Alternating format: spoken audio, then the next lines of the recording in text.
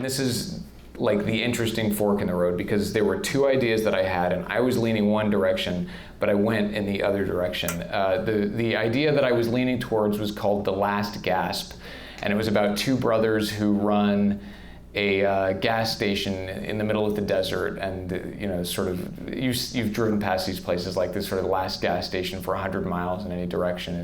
You drive past and you think, man, it must be so depressing to run a place like that. And it was about those guys running out of gasoline, and then they try to water down their gasoline so they can have some more to sell to kind of pay in order to buy more gasoline, but they screw that up and they end up putting all their water and they run out of water. And by the end, they're like drinking this gasoline water mix, and the whole thing explodes and they're stranded in the middle of the desert. This like I had an English teacher in high school who used to say, the saying, it's always blackest just before the sun comes up or whatever. He used to say, it's always darkest just before it goes completely black. And I think that was the theme that like everything that I was doing was exploring.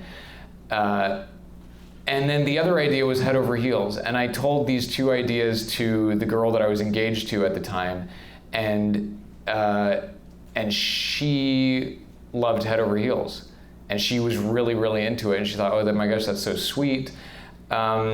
And I found myself working on that movie, and I found myself making creative decisions that I had never made before, and kind of putting my whole self into this thing that I was trying to make it as tender and as beautiful and as moving as I could, to the point where when I was animating that final shot when the husband and wife come together and he kind of grabs her, you have to understand, stop motion is very, very slow. So I was living in that intense moment for hours while, it only takes a few seconds on screen.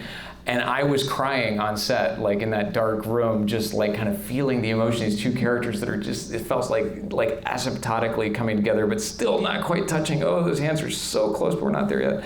And I just felt like a totally different artist.